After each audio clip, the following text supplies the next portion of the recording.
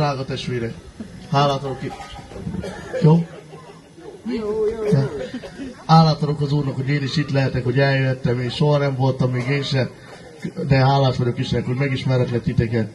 Hát én is ebben a helyzetben voltam, ebben a drogfüggőségben, hogy én is nagyon szenvedtem benne. Már azt sem bántam, hogyha anyukámik láttak, úgy mentem be sokszor bekábítószerezve beszélgetni velük.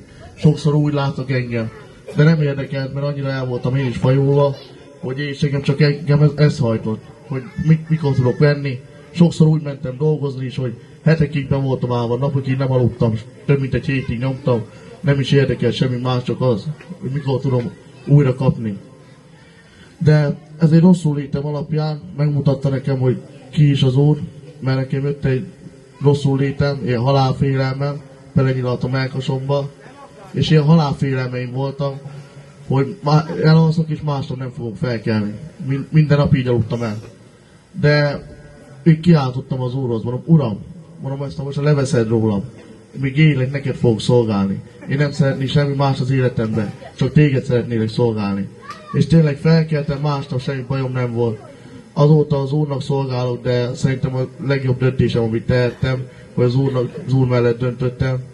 Mert tényleg, hogy azt a rengeteg örömet, azt a rengeteg szeretetet, amit a testvérektől és az Úrtól is kaptam, az felemelő érzés, hogy szavakban nem lehet kijönteni. Ezt át kell élni, hogy mennyire egy jóságos, így nem tudom mit mondani az Úrra, hogy milyen gyönyörűséges ez az érzés. És sokszor a családomban is ez volt a baj, hogy még nem keresztények, de hiszem, hogy ők is itt lesznek, hogy én is majd egyszer majd az apámmal, én is itt leszek. Sokat imádkozom érte, sokat kapok a hitemért, de én akkor se igadok meg, mert az Úr mellett döntöttem, és őnek is szeretnék szolgálni. És soha nem írt nekem még ilyet anyám, amikor idejöttem, megkaptam ezt a választ, hogy fiam, töltődj fel az Úrra. Soha nem hallgattunk a családunkban keresztény éneket. Soha nem is jártunk templomba, mert nem nagyon jártam én sem, még a gyerekként sem. De mikor most, hogy így, hogy járok, meg az Úr mellett döntöttem, apukám is, testvéreim is ezt éneklik állandó dicsőítő éneket. A faterom erre alszik, egész nap ezt szól. De ez nem nekem köszönhető az Úrnak, mert az Úr az erős, nem én. Én csak egy bűnös ember vagyok, akinek szolgáltok teljes szíve az Úrnak.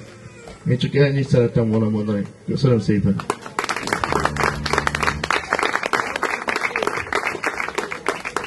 Sebastian azt mondja, Sebastian, hogy nem csak az ő életébe jött világosság, hanem a családba. Kérlek, imádkozz a családokért, hogy jöjjön ez a világosság, a Kürtös Krisztus család. Drága Teremtő Istenem, hálát adok, Úr Jézus, hogy Te vagy a jó pásztor, Atyám. Árasz ki drága szent lelkedet, Úr Jézus Krisztusom. Adj, Uram, felemelkedés ide is, Uram, megtéréseket, drága Úr Jézus Krisztus. Hol egy lélekkel tudjunk Téged dicsérni, szolgálni, magasztalni, jó Úr Jézus Krisztus. Hiszen aki melletted dönt, Atyám, az mindig csak nyerhet, Úr Jézus. Köszönöm, hogy szólhattam hozzád, Atyám, bár nem vagyok rám méltó. Ámen. Ámen.